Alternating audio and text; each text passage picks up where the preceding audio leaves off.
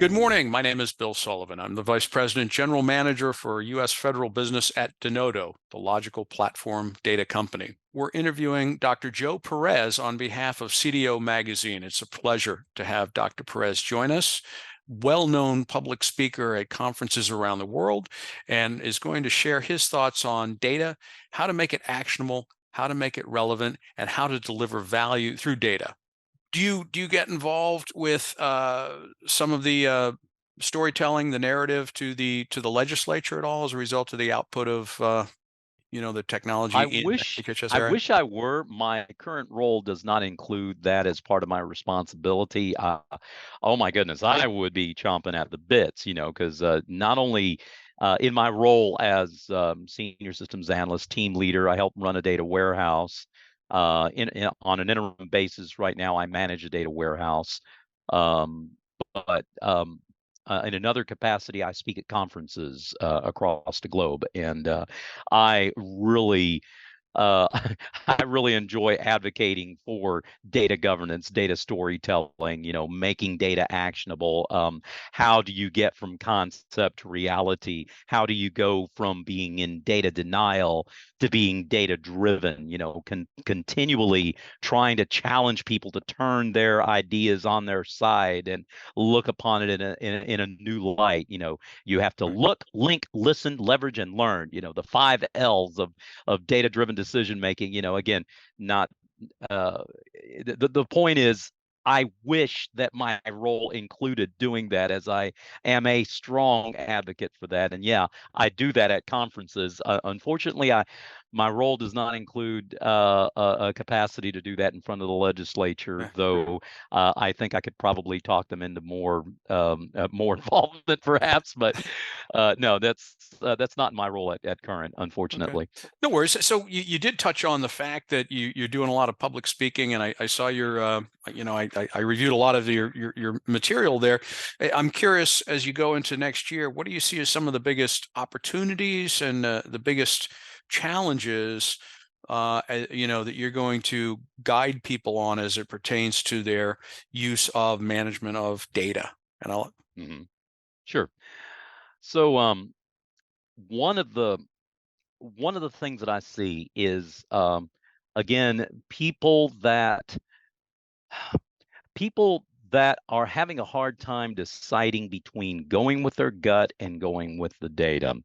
There are I don't know, they have great business acumen, they've got great intuition, the ups and downs. They have that overall 10,000-foot view of the strategy from afar off, while at the same time they've got their pulse on the not the strategic but the tactical as well. The finger on the pulse of the tactics, the day-to-day operational things and principles that will execute the long range policy.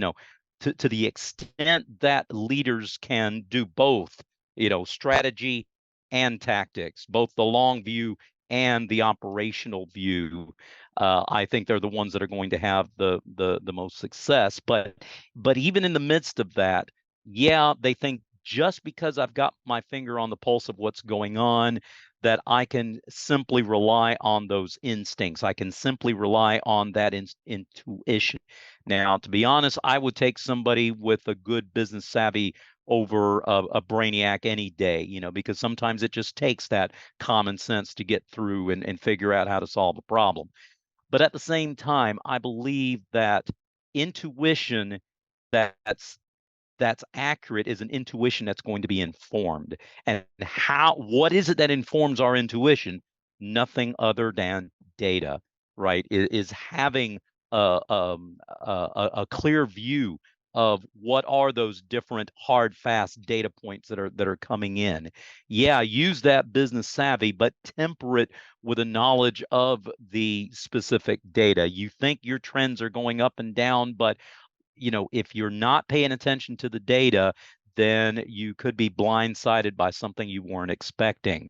So getting people to that point of, yes, trusting your instincts, but also letting those instincts be informed by data, having that balance, if you will, is something I really harp on, and something that I do see as a challenge.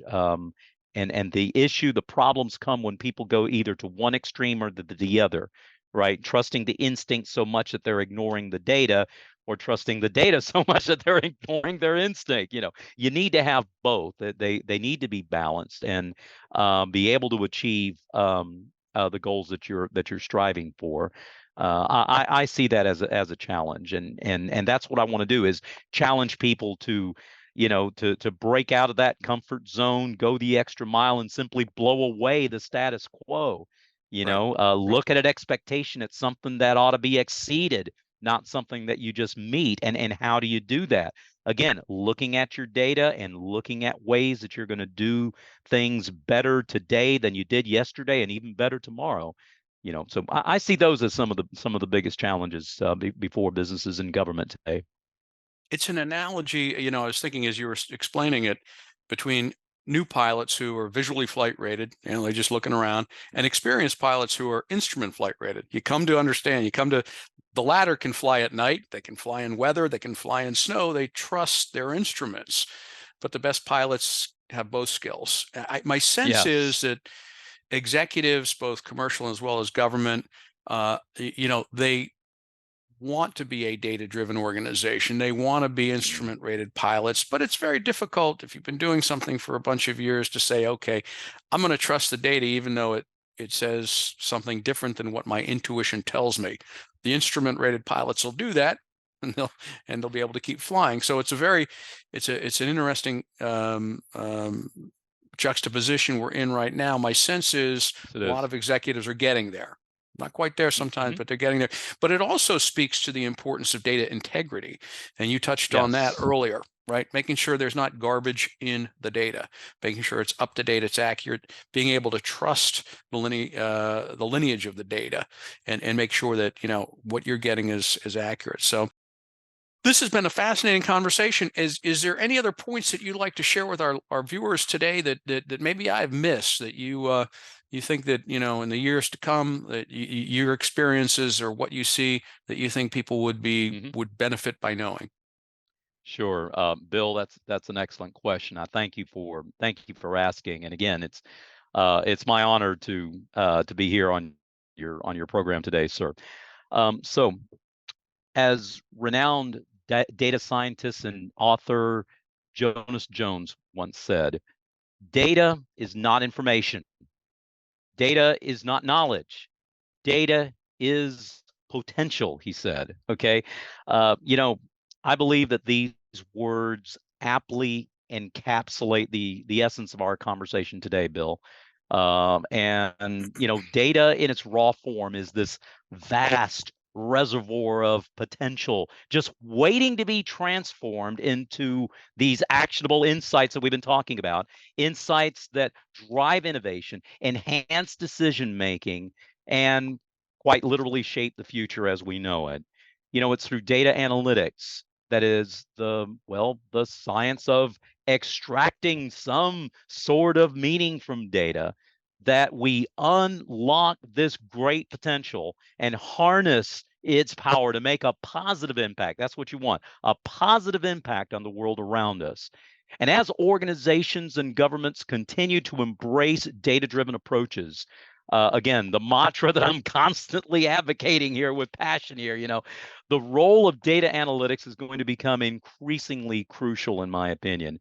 And as I said earlier, data will no longer be merely this afterthought, okay? It will be, and probably already is, the driving force between strategic decisions, operational efficiency, and customer-centric innovation. In fact, I'm going to take it a step further and say, put myself on the line here, it already is to a great degree. So, in this data-driven future, organizations and governments that effectively harness that power, the power of data and analytics, that is, and putting it into a story, they're going to be the ones that are going to thrive, adapt, and lead the way towards hopefully a brighter, more informed, and data-driven world. And it's something that, with all my heart, I hope comes to pass, because you only get one shot, and hopefully you can give it the best you've got, and come up with something that that will drive innovation among all the people today. So I guess to put it this way, um, make sure data is actionable. All right. Make sure it does those three things I talked about, right? Does it help you to make a decision, answer a question, or solve a problem? You get to that point, and I think you can call it a successful day. So, Dr. Perez, one of the things we were discussing was, what advice would you give to students coming out? The area of data analytics is a major field of study right now on many college campuses. What would you share Yes, it with is. those students that are 19, 20, 22 years old that are either contemplating or pursuing a data analytics track? What should they be thinking about now, and what should they be looking out for the future? I don't know. Some would say that they're too young to know what they're doing, too young to know anything, but I disagree. We got some pretty sharp students out there, and what I would say as an older guy, okay, for these newbies, I would say y'all just go ahead and embrace the power of data, right? The power of data that can transform industries, and just go make a positive impact on the world. Get out there, develop that strong foundation in both technical and business skills. You need both to help you become a well-rounded analytics professional. That's my advice. Terrific. That's a great point. It's probably overused, but they Yeah. point out that Bill Gates dropped out of college. I guess Mark Zuckerberg finished. You don't want to drop out of college as a career progression goal, but it does highlight the fact that being able to master both the technology and the business side, understanding the real Yes, world, not sir. getting lost in the technology, is important. As I tell my daughter, who's 21 now, I guess. The smartest people are not the ones that know it all now. They're the people that are able to learn quickly and use it. Yes, And that's what you've been discussing this morning, is that ability to apply data to a given use case to drive value. And absolutely. if our analytics students can do that, they learn to think, they learn to apply, they're going to be just fine as professionals, but they're also going to have a meaningful and fulfilling professional career. So Yes, they great will. points. Thank you, sir.